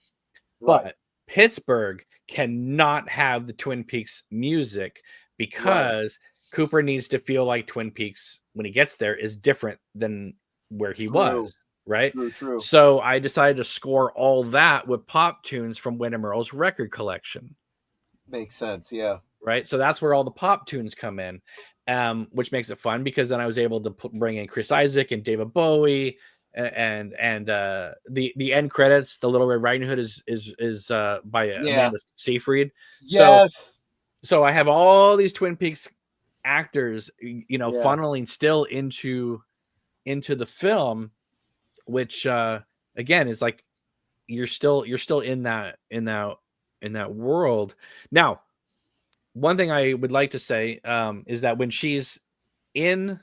we do that whole like flashback sequence where Annie goes and we're dealing with thank you, Nate. When she goes back and she's dealing with her stepdad and her mom and all that, her mom of course will become MT Wentz later. I always wanted to do a flashback thing without having it's like, okay, did you guys see Lost? Did you guys watch Lost? Okay. Mm-hmm. So season 5, they go back in time, right? And then there's all that stuff. But what that also does is it's a way for us to see the past without it being a flashback, right? It's It kind of informs us about the island's history, but it doesn't have to be a flashback. They're there. So I wanted to have Annie go in the lodge. She goes through the drapes and she's back in her house. And it's not a flashback because she's aware of like, what's going on here. But in a way, it is giving us an idea of what happened in her life that drove her to the convent, right? We get the boyfriend, because in the show, it's the boyfriend was bad, and the final dossier, it was the stepdad that was bad. So I just made them both. Yeah. And then, she does the suicide attempt, and then she crawls back, and then she gets to the lodge and the nuns are waiting for her. So it's like, okay, this is where she went. She went to the nuns. But it's like, it's kind of like the Mother Superior is just like, stand up, get yourself situated. And what Maddie said to me, and I just knew that I wanted to have that whole sequence. We get that whole Annie Blackburn kind of flashback sequence where she has to relive the worst day of her life. Yeah. Maddie said to me, and I thought this was brilliant. He's like, why does the Black Lodge do this to her? And I was like, it just basically wants to give her the worst, make her relive the worst day of her life. And Maddie goes, yes, but my idea, and she was playing Annie. So I was thinking, okay, let me hear it. And she said, I think that Annie is unkillable. So the only way the Black Lodge can win is if they get her to kill herself. Oh, yeah. And I thought, yeah, that makes sense. Make her relive the worst day of her life, but this time finish the job. Yeah. And leave her in the lodge. But she still breaks out. And then when she confronts and sees Cooper in the lodge, she's thrown because she's had in her head that Cooper went bad, right? Cooper's possessed by Bob or whatever, and he's out there and he's bad. And then she realizes, oh my God, you've been stuck here. So this whole message that she's supposed to give about Major Briggs, which obviously she can't do now anyway because he's dead. Right. It then transforms into what she says to Laura about like Cooper's in the lodge. Get him out. Yep. And I heard you guys talk about like, well, why is she going to give this message about Major Briggs? Well, if you remember in the missing pieces, Laura goes over to Bobby's house the night before she dies. And where he's like sitting in the chair reading the Bible and all that. Mm-hmm. And I thought that would be the ideal moment for Laura to tell Major Briggs about Cooper. But then Major Briggs is dead, so they're not going to give her that message. And Annie's all just she's out of her head at that moment anyway. She doesn't even know where the hell she is. So she just says, the good Cooper's in the lodge. you know? And Laura's like, what? Like what the hell's going on? So in a way she fumbled the message, but at the same time though it did play a role. And so I like the idea now that we were able to incorporate the final dossier into it so that we could bring them full circle and have them all be together at the end of Queen of Hearts. And I mean, yeah. So are you? I see so many commentaries, and I talk to so many people. I don't know who's heard which theory. Are you of the opinion that at the end of season 3, when Carrie Page screams, right, she remembering her previous life as Laura? Yes. Okay. It's not so much she's remembering. She doesn't. It's like basically, in my opinion, everything has just now all timelines are being downloaded into her head at one point, and she's realizing, holy F. Well, and I not only agree with that, I draw that as a parallel of Dougie Jones waking up to being Dale Cooper, but it took him a lot longer. When she does it, it's boom, all at once. Like you said, all timelines at once. Right. And so do you think, given that, yes, do you think that Carrie Page / Laura Palmer recognizes the girl that was in her bed? Right, because that's why she says, Annie, what are you doing here? Oh, that's right. She did. See, I only saw it the once. I have to revisit it again. But yes, right. I agree, Nate. I think she's remembering and experiencing everything. It's like information download, just everything at once. Now I will tell you my theory that will go into Black Rose, which is Cooper and Diane, they cross over. They go to this little motel. That is not where Laura is. They're in this kind of Bardo state here. They go to this motel. They do their little sex magic outing. That then shifts them into Judy's world. Because when they come out, Diane's gone and Cooper comes out of a different hotel. Right? So they've shifted out. Now, he gets in the car and drives out. And when he drives out, there is a long shot. It stays in the parking lot. And for the longest time, I didn't really think anything of it. But if you look in the foreground, there's a giant sycamore in the middle of the road. Or right in front of us, I should say. And in one of the things that David Lynch cut out was when Cooper is talking to the giant or the fireman. If you watch the behind the scenes, the fireman says, "Beware the 13th sycamore." So I threw it out there and I said, "Mark Frost, is this the 13th sycamore?" And he liked it. So, okay. So they're in Judy's world. Judy has a restaurant. That's where Laura works. Okay. So he goes to pick her up. There's a Bob kind of person dead in her apartment. They drive back from Texas to Washington in one night, which is obviously impossible. They only stop one time at a convenience store. How is right? And then they get to the Palmer house, and it's got a tree man and formerly whatever a Chalfont in there, right? Right. So they're not in. They didn't come into our reality, because otherwise she would say, "My name is Mary Reber." She says, "Alice Tremont." So we're still. So here's the thing: Cooper, in my opinion, Cooper and Laura did not cross back over, and they're still in Judy's world at the end. So this whole thing about what year is it? It's irrelevant. It's where are we? Because they're still in this alternate Judy universe.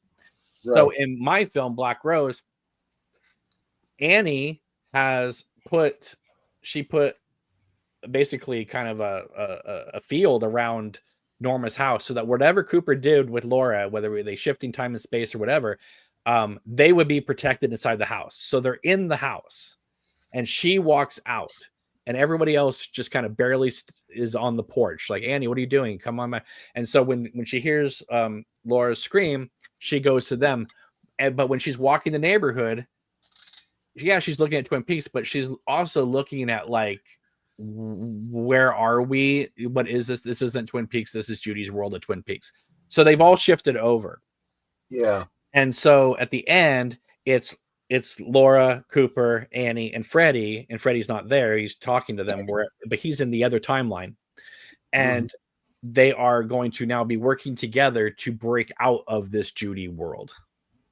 And that's where Black Rose starts. Wow, that is exciting. What's your timeline on this? When can we start amassing the troops? Well, again, we're budgeting it now. Then I'm gonna start putting it together, and I'd probably say early summer. I'll probably be launching the campaign. Okay, everybody, that's cool. What we need to start looking forward to, and then we got to get the word out, because that's the only way this happens, right? Yeah, and if you're a fan and you'd like to see the story continue, even from a fan's perspective, but as you can clearly hear, like an insane hardcore fan's perspective, and if you like Queen of Hearts, just imagine what we could do moving forward with with a little bit more money, a little more technology, and it continues the story, but it's not Queen of Hearts 2.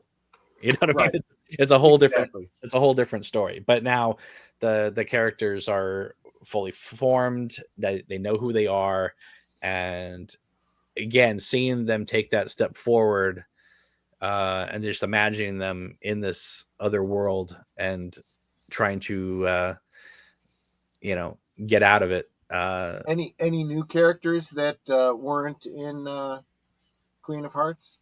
Any old friends that we may have missed? There's a lot of characters. Okay. In fact, again, I'm trying to keep the budget small, but at the same time, if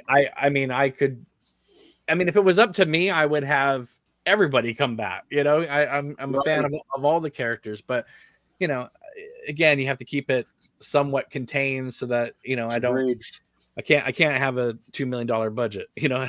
Exactly right. But yeah, I think it would just be an incredible story and really, really exciting from just a fan's perspective. It would be just really exciting. And again, this is not, this is all meant to just be a fun celebration of Twin Peaks.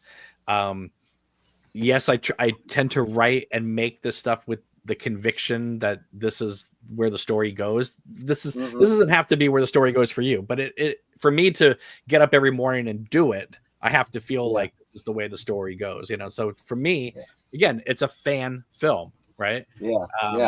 But again, it's you know, it's non-canon. Not saying this is the way Mark Frost and David Lynch would take the story. I know for a fact they would never do Black Rose the way I'm wanting to do it. But that being said, let's be honest here. They've already introduced, and then Queen of Hearts enhanced this idea of multiple timelines, right? Yes, I was just thinking that. Yes, Black Rose can go down its road, you know, skip it and joyfully going like Nicole Kidman in that meme. And Mark Frost can do his book and take it wherever he wants, and you know, and because we can have multiple timelines happening at once.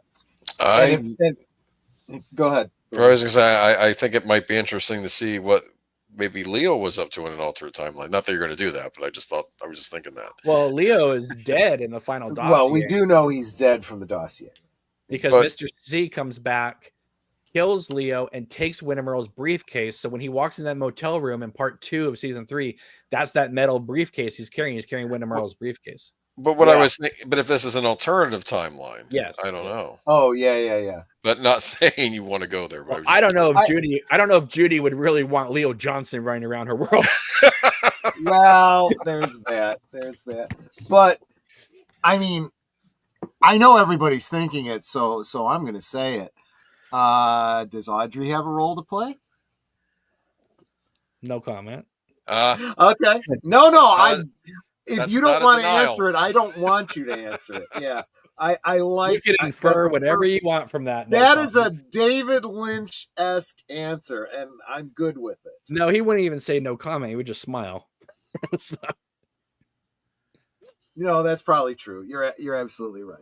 But the non-answer is good enough for me. So I've sent the script out to, I believe, like 10 readers that I've known for over a decade. Sure. And some people are collaborators that work with me at Queen of Hearts, and some people are just readers that I have that I want to just get their opinion to be like, is this insane? Should I even attempt to do this? Is this just a fun exercise, or do you want? Okay, so I've heard back from about half of them so far because people have lives, and the consensus is if you don't make this, we're going to kill you. Well, I won't be that strong about it, but I very, very much want you to and want to help you in any way. Yeah, so that puts an enormous amount of pressure on me. Yeah. But that also puts enormous pressure on the people out there to help support the project. Exactly. Right? That's exactly right. So, yeah, we're pretty much fired up about it. And this is what I was saying to you back in the green room before the show. As soon as you're ready to launch that Kickstart, let us know. We'll get the word out. We'll do a launch party here. We'll, whatever we can do to get the message out. I'm just so thrilled with all the new Twin Peaks fans that are just discovering the show. They're all Annie stans, as they say on the internet. Oh, Annie stands. I like that. And then when they found out that there was a 4-hour film about Annie Blackburn, they went ballistic in all the best possible ways, right? Yeah. And then when they got wind that I'm hoping to do a continuation, that's just now they're just like, oh my goodness, I can't, and it's very great to see, because for so long, when I would tell people like, oh, it wouldn't be great to do an Annie Blackburn story, they would be like, why? Like, that's so ridiculous. And I remember one person was like, what, do you have a crush on Heather Graham or something? I'm like, you don't understand the possibilities of what could be done with this character. And obviously from what you've seen in Queen of Hearts, and even more in Black Rose, but what you've seen in Queen of Hearts is it's a damn good character that has not really been fully explored yet. I mean, I think I did in my film, but I'm kind of giving you an idea of like, Laura may be the one, but Annie points the way. Yeah. So, man, I'm eager. I'm excited. I can't wait. I just can't wait. We We got to make this happen. And we've even had some people in the comments, this has to happen. Looking forward to it, you know. So That's great. Good. That's great because I can't do it alone. That's right. That's absolutely right. So, all right. Well, I better wrap this up. It's after 7:30. So okay. Yeah. Well, thank you. You're welcome. Thank you for having me on. And what I really want to say is thank you for taking the time to watch it hour by hour and really talk about it. Yeah. And because a lot of people just kind of still dismiss it. Oh, it's just a fan thing. And it is a fan thing. But there was a lot of thought, there was a lot of time, and there was a lot of passion put into this. And hopefully this gives you just a taste of how much attention went into this thing. This was not something we just kind of blew off and threw together. This was something that was thought about for years. Yeah. No, it definitely shows. If you're paying attention, we can see it. It's definitely there in the film. I just wish I had the budget the season 3 had. It would have been even better. Right? I can imagine. The fans are doing the best work. We say that all the time. And I do want to say one more thing. I'm sorry. But today is the 35th anniversary of the pilot. So if you've never seen Queen of Hearts and you are into Twin Peaks, check it out. Give it a thumbs up. Leave a comment, because the comments are also what help YouTube's algorithm send it to other Twin Peaks fans. And like, let's get those views up, because I had it uploaded last year, but I had to make a bunch of changes to it because YouTube, it took a dark scene and made it too dark. So, and there was some other stuff that I needed to fix. And so I lost the 40,000 views that the film had. And so now we're only at like 8,800 on the reload. So I really would like to get that up to 10,000, so that then YouTube will, be pushing it out more and stuff like that. Because like, obviously, the more people are discovering Twin Peaks more and more every single day, and that just means more and more people will be exposed to Queen of Hearts. And again, it's non-canon, but to me, I feel like it's a huge love letter missing piece that will make you appreciate Twin Peaks even more. Yeah, there's people that really get into the canon of the franchises talk about alpha canon and beta canon, and I think if you can't claim that Queen of Hearts is alpha canon, obviously you can't. Definitely beta canon. You assume it's canon until something else contradicts it. But nothing can contradict it. Yeah. Right. That was the thing that Josh said to me. It's like, you put it so tight in there, there's no wiggle room. Right. Yeah. No, you're absolutely right. My statement stands. Unless something contradicts it, it's canon, and therefore it's canon. But it can't. But the thing is, though, it can't be contradicted by the final dossier, because I fit that in there. Yeah, you did. So yeah, you did. I mean, and even Annie going quiet in the hospital, I tulpated her out, right? So that fits. It does not go against Mark Frost's book or anything David Lynch did. This is what I've always said on other streams about time travel. If you're going to do time travel, you got to put that much thought into it. You've got to think through everything. Everything has to fit. There is no room for plot holes. Plot holes aren't allowed if you're going to start touching time travel. And that's exactly what you did here. No plot holes. In fact, you may have patched up some plot holes as you went. I think I kind of did, and I don't mean that as a disparaging remark, but there are things that, like, for instance, Cooper, the doppelganger, going to visit Annie in the hospital. Well, she kind of puts it in his head about Audrey, right? So that's who he's going to attack after. And so there's just little things like that. And also, I think it's really cool to get sort of the side story about how Annie got to Laura. I mean, it's just, Star Wars is doing that kind of thing now. And I know people are down on Star Wars and that kind of thing, but there is so much room in the world of Twin Peaks to explore these side stories. Yeah. I mean, I will never make this, so I will throw it out there. But and Josh and I've said this, like what we want. One of the things we want to see is a Twin Peaks fan to do the Andrew Packard, Eckhart, Josie thing. Yes, right. Yes, but you have to shoot it in Hong Kong. Right, exactly right. And I will never make it, but if someone makes it, and not a 5-minute thing, I mean like a full like hour, 2 hour long thing, I will be all over that, and I will have you on as a guest. We were talking as we were doing the especially second season, but first and second season, I said there is a lot of implied story about what happens before Twin Peaks.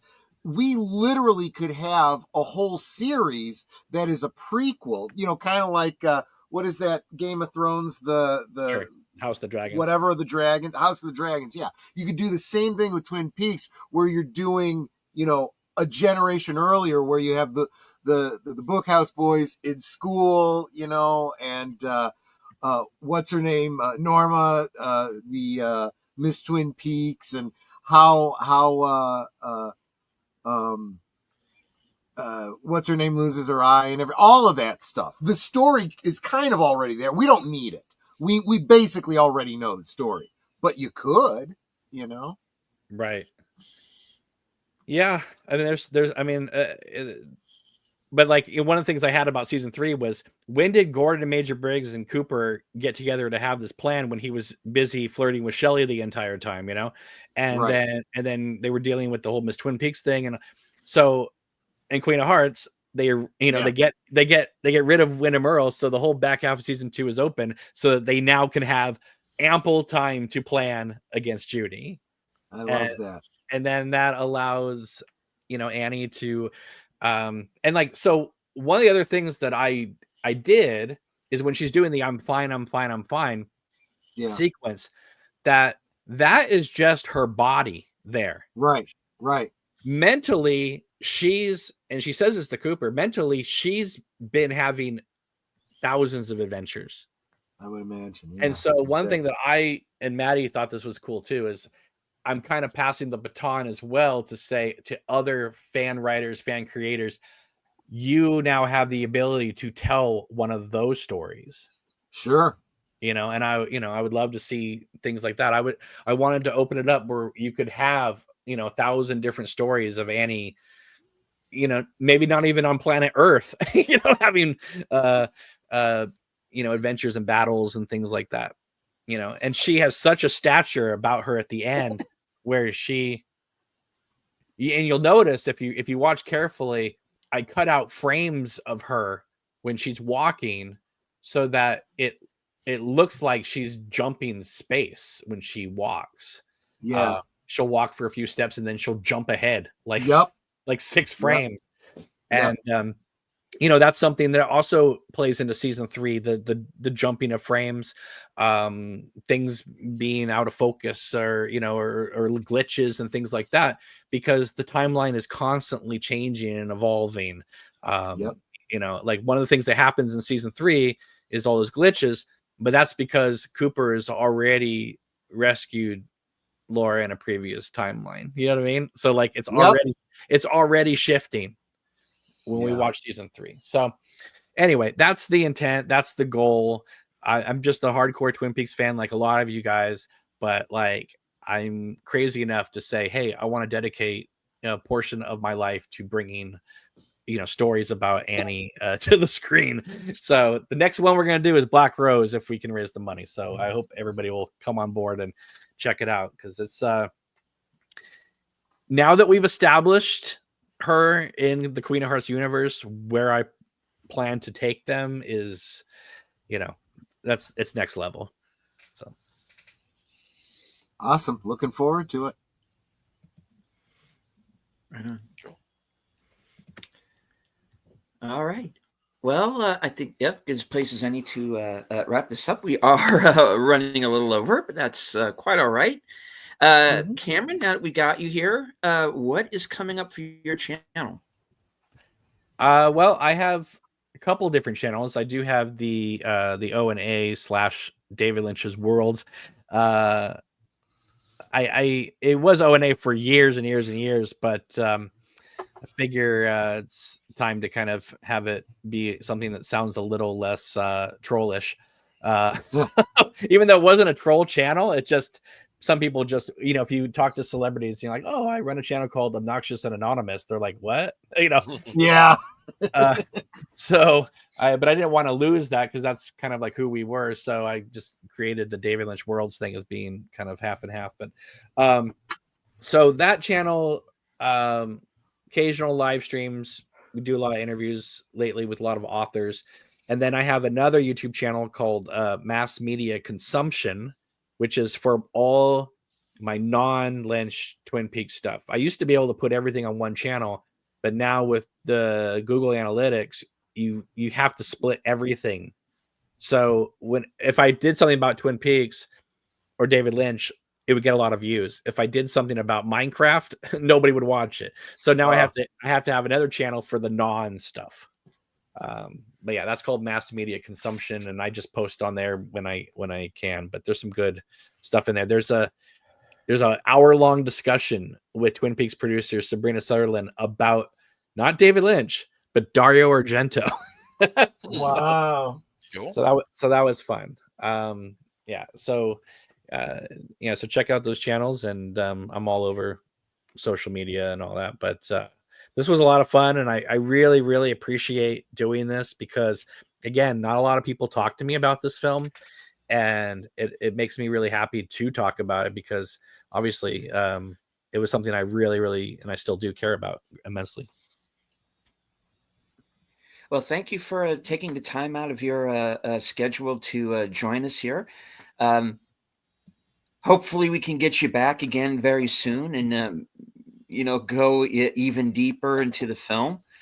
I know for myself personally, please pass on to Madison. I thought she was great in the film, and I hope to see her back and not necessarily just playing Annie, maybe in something else down the line. So, oh, believe me, she would be one of the people I would call for any project I was doing. She's so incredibly talented and professional, and just like it was a pleasure. I worked with her, every day for like 7 months on that film, and it just, she brought it. I mean, like, if you notice all of Major Briggs, like pins that he has, like the colors on his wardrobe, she sewed all of those. She went and made his hat, and she was someone who not only acted, but she used to do backstage stuff. So she knew, hey, this needs to be fixed. Wyndham's pants are a little bit too long. Let me pin them. And,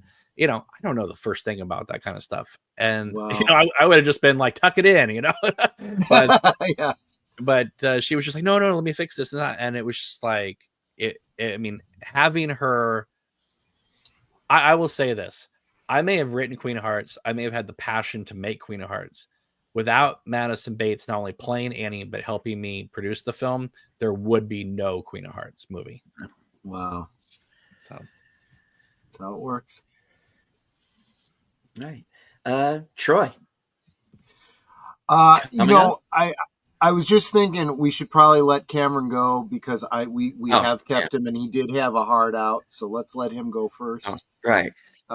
Okay. No, I can stay because again, this is live streaming on my channel as well. So it's okay. That's fair.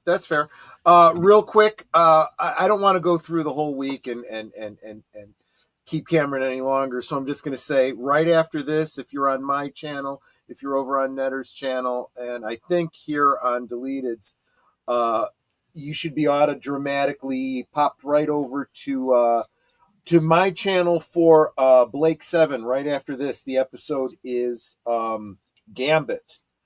And we will continue our exploration of Blake 7 over there.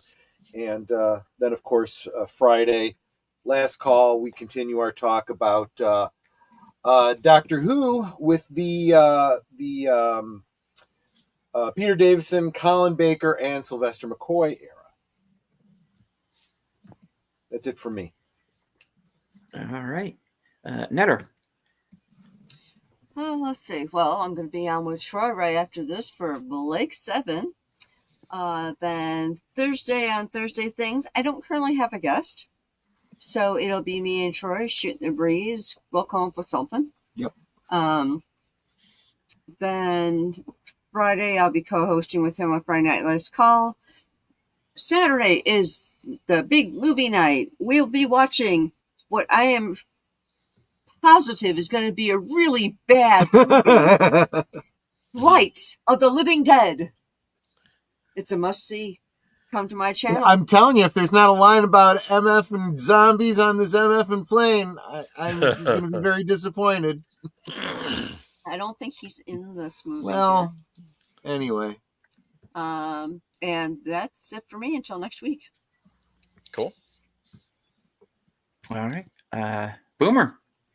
Oh, I'll keep it short and sweet. I'll be on Friday Night Last Call with Troy. We'll be doing another Doctor Who stream, Doctors 5 through 7. And then this Sunday, Geeky Geezers, we'll probably be talking more about the reveals from CinemaCon. We did a few of them this past week. We'll do more of them this Sunday, including Mission Impossible 8, I guess, the Final Reckoning. All right. That's it. Yep. All right. Well, that brings things on over to me. I'll do the short version as well. Let's see. I have reviews coming up for Snow White and Black Bag. Join me Thursday, right after Thursday Things at 11:30 p.m. for coming attractions, where you'll find out what I have coming up in the next week. And remember that I will be joining Big Al Presents for a special Friday night edition of Films with Friends, honoring the late Val Kilmer. We're going to watch his first movie, the comedy Top Secret. So join us there. Awesome. Mm-hmm. All right. Very good. Netter, you're closing. Well, y'all know what I always say. We can talk amongst ourselves, and that's all well good and fun. But it's so much more fun when you guys are joining us in the chat. You drop in the comments, questions, trivia, being goofy, whatever it may be. And it doesn't feel like we're separated by miles or continents in some cases. It feels like we're all hanging out in our family room, passing the popcorn and having a great time. And you guys, you know you're not just our friends. You're our family. We love you guys, and we appreciate you so very much. You can be anywhere right now, and you're here. And hopefully, you'll be migrating over to Troy's channel and my channel for Blake 7 right after this. But I also want to thank you all for the many, many ways that you support us and our channels. I mean, Geek Flag with Nate, you gave me a couple super chats. Thank you so very much. You are the sponsor of my stream tonight, and I super appreciate that. Yeah, you guys are so supportive and so encouraging, and just saying thank you doesn't say enough. So, but they're the only words I have. So thank you. We really do appreciate you. I said, we love you guys. You are Osmo. That's a better word. You guys are Osmo. Yeah.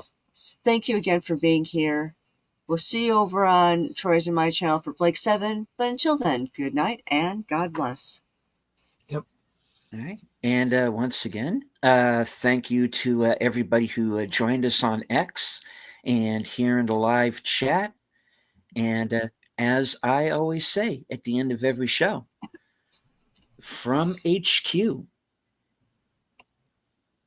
the corner of Sparkwood and 21, and all points north, south, east, west, and beyond, good night, take care, stay strong, be safe and healthy, because this is how we win.